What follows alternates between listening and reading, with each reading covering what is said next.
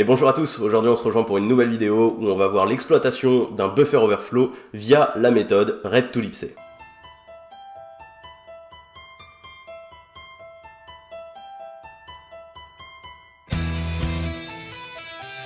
Jamendo.com.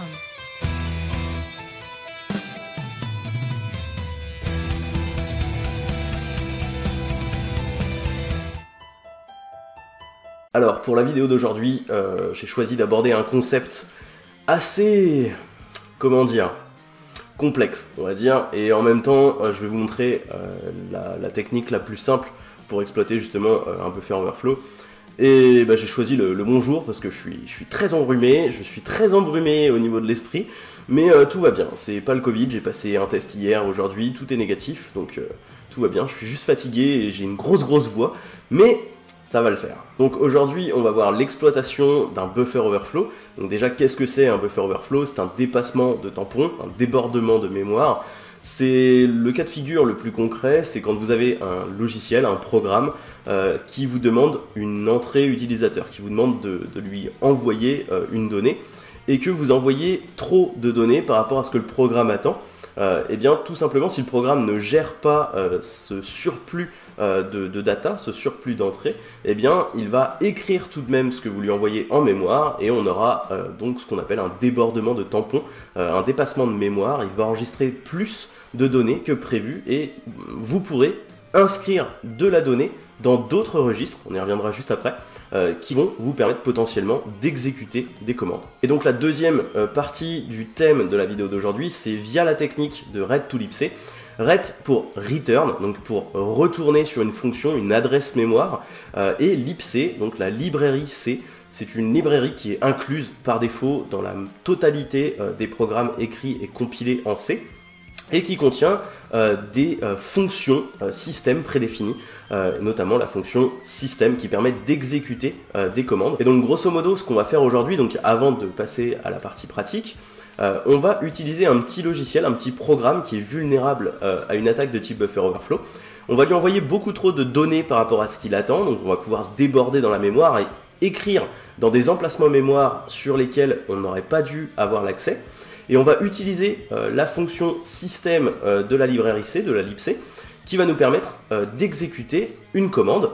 Et donc en fait, cette fonction système, on lui passe en argument l'adresse mémoire d'une commande qui se trouve quelque part dans la mémoire. Et en fait, par exemple, avec GDB, qui est un debugger, on peut faire un find de /binsh pour retrouver où se trouve la commande /binsh dans la mémoire.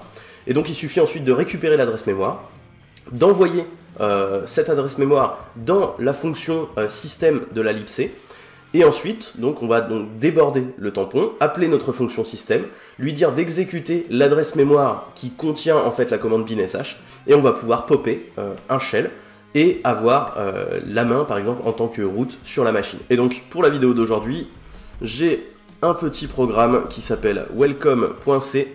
Ici on voit qu'on inclut les librairies de base du langage C. On a une fonction qui prend en compte un argument qui s'appelle arg. Ici, on voit qu'on crée un buffer de 50 caractères de long. Et on fait un strcopy buffer arg, c'est-à-dire que ici, on récupère le paramètre qui est envoyé à notre fonction et on le copie dans notre buffer. Et ensuite, on fait un bienvenue %s qui représente buffer. Donc la fonction va dire bienvenue suivi du nom spécifié par notre utilisateur. Ici donc on a juste la fonction main qui est la fonction principale. Si on a moins de 2 caractères, on affiche LED, et sinon on lance notre fonction func, donc qui est juste ici, avec le premier argument, en tout cas le deuxième argument, puisque le premier c'est le nom du programme, et ensuite on fait un return 0 pour dire que tout s'est bien passé. On peut donc compiler notre programme avec GCC. Aujourd'hui on va travailler en 32 bits, donc -m32 de welcome.c, -o welcome. Et ici, si je fais un ls-l, on voit qu'on a notre logiciel welcome qui fonctionne. Donc je peux faire un welcome Toto. Et ici, on voit que j'ai un bienvenue Toto. Alors, la première des choses à faire, c'est de regarder si ce petit logiciel, il est vulnérable à une attaque de type buffer overflow. Pour ça, on peut faire un welcome suivi d'une commande Python. Je vais faire un Python 2 -c je vais faire un print A fois 500 par exemple. Donc ici, on va faire un welcome suivi de 500 caractères A. Et ici, on voit qu'on a un segmentation fault. Ça signifie que notre petit programme, il y a quelque chose qui s'est mal passé lorsque on lui a envoyé la chaîne de caractères, lorsqu'il a effectué le traitement derrière. Donc potentiellement, ici, on a un débordement de tampon puisque quelque chose s'est mal passé, ça s'est pas terminé comme ça aurait dû. Et donc, ce qui va être intéressant de voir maintenant, c'est si on attache un debugger à notre programme et qu'on essaye de le faire planter, est-ce qu'on arrive à écrire dans d'autres registres? Alors, je ne vais pas détailler à nouveau le fonctionnement des registres et de la mémoire, parce que ce serait beaucoup trop long pour cette vidéo, et on pourra en faire une vidéo dédiée. En gros, ce qu'il faut bien comprendre, c'est que dans la mémoire, on a plusieurs registres, et que là, en l'occurrence, en 32 bits, ce qui va nous intéresser, c'est le registre EIP, qui contient en fait l'adresse mémoire de l'exécution qui va être exécutée prochainement. Donc, on va faire un GDB de welcome, je vais faire un run on va reprendre du coup notre commande python 2 -c print de A fois 500 par exemple. Ici on voit qu'on a un 6save, donc quelque chose s'est mal passé, notre programme a à nouveau planté. Et ce qui est intéressant de voir, donc du coup, c'est dans le registre IP, ici on voit qu'on n'a que des 0x41, donc on a réussi à écrire dans notre registre EIP, ce qui signifie que potentiellement on peut exécuter des commandes dans la mémoire, puisqu'on arrive à écrire dans le registre qui exécute justement les adresses mémoire. Donc si on peut écrire dans ce registre les adresses mémoire que l'on souhaite, on pourra les exécuter à notre avantage. Alors ici on a vu qu'on avait envoyé 500 caractères A et qu'on avait réussi à surcharger le registre EIP. Ce qui va être intéressant de voir à présent, c'est à partir de quand je vais déborder mon tampon et à partir de quand je vais écrire dans EIP, puisque c'est bien dans EIP qu'on essaie d'écrire à ce moment-là. Pour cela, je peux utiliser un outil qui fait partie de la suite Metasploit. Donc si vous ne l'avez pas, il suffit de faire un apt install metasploit-6 framework. Cet outil, c'est MSF pattern create. Il prend en argument -L suivi de la longueur. Et ça va vous créer une chaîne plus ou moins unique. Et donc si je fais un run suivi de cette chaîne, ici donc j'ai à nouveau mon 6save, donc mon programme a bien planté. Et ici si je regarde dans EIP, je vais prendre l'adresse mémoire, le contenu en fait de mon EIP, et je vais faire un MSF pattern offset pour trouver l'emplacement mémoire de ces données là. Et ici j'ai un exact match at offset 62. Donc ça veut dire que à partir de 62 caractères, j'écris dans EIP quand j'envoie de la donnée dans mon programme welcome. Et donc si on reprend à présent le déroulé de ce qu'on avait prévu en début de vidéo, on sait qu'on écrit dans EIP à partir de 62 caractères. Donc maintenant, on va chercher à exécuter la fonction système et à lui passer en argument un /binsh.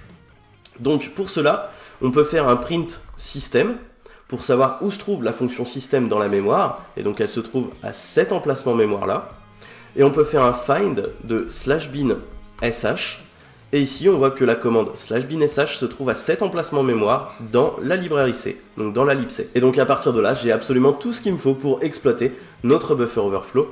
Je vais aller dans notre répertoire buffer, je vais faire un nano de exploit.py.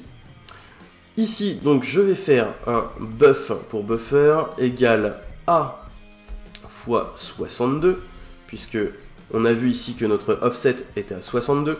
Donc, j'écris dans un premier temps 62 caractères A pour ensuite écrire dans EIP. Ici, ensuite, je vais faire un buff plus égal suivi de l'adresse mémoire de ma fonction système. Et attention, on va l'écrire en Little Indian. Le Little Indian, c'est un encodage. En fait, on va retourner un peu, en quelque sorte, les caractères. Donc, anti/x, c'est 0. Anti/x, 9c. Anti/x, E0. Et anti/x, F7. Ensuite, je vais mettre quelques caractères NOPS Les NOPS, ce sont en fait des caractères qui ne sont pas interprétés par le système. En quelque sorte, c'est un peu comme des espaces, on va dire. Je vais en mettre 4. C'est simplement pour ne pas coller notre appel système à notre adresse mémoire de binsh, tout simplement pour éviter qu'il soit croppé. Des fois, dans la mémoire, on peut avoir des petits décalages. Et donc ensuite, buff plus égal, et là vous l'aurez compris, c'est la même chose avec l'adresse mémoire de binsh. Et donc de la même façon, on l'écrit en Little Indian, donc anti/x 62, anti/x 4b, anti/x f5, anti/x f7. Et ensuite, je vais faire tout simplement un print de buff. Donc ici, si je fais un Python 2 de, alors c'est exploit.py. Ici, on voit qu'on a nos 62 caractères A, suivis de quelques caractères qui ne sont pas forcément printable, donc qui ne sont pas forcément affichables à l'écran, mais qui vont pouvoir être interprétés puisqu'il s'agit d'adresse mémoire. Et donc, à partir de là, si je fais un welcome suivi d'une commande, donc je vais faire ma commande Python 2 exploit.py. Ici, je vais avoir mes 62 caractères qui vont être rentrés. Je vais arriver dans le registre IP. Je vais inscrire l'appel à la fonction système. Et ensuite, je vais lui passer en argument le /binsh de ma libc. Et donc, il va l'interpréter, il va exécuter la commande. Et donc, je vais avoir un shell. Ici, voilà. Si je fais un ID, je suis bien en tant que root. Et donc, j'ai un shell, j'ai un /binsh qui est complètement utilisable en tant que root. Donc j'ai bien réussi à exploiter mon buffer overflow via la technique de ret2libc. Voilà, c'est tout pour aujourd'hui. Alors c'est vrai que c'est un sujet qui est assez complexe, les buffer overflow. Il faut déjà bien maîtriser la mémoire, les registres, le fonctionnement de la pile, donc les stack frames, etc. Pour pouvoir appréhender justement tout ça. Il n'y a pas de secret. C'est en bûchant qu'on comprend comment ça fonctionne. Faut vraiment y passer du temps. Souvent il y a des choses qui vont pas fonctionner et puis vous vous rendez compte que là il y avait une protection et qu'en fait vous étiez pas au courant, ou alors que en fait là sur telle architecture et en fait c'est pas EIP qu'on cherche à avoir mais c'est plutôt un autre registre. Enfin bref, c'est assez complexe, donc il faut vraiment y passer du temps, faut pas compter ses heures. Et si vous êtes motivé, il n'y a pas de raison que vous y arriviez pas. Voilà, donc c'est tout pour aujourd'hui. Moi je vous dis à très vite pour de nouvelles vidéos et d'ici là, portez-vous bien.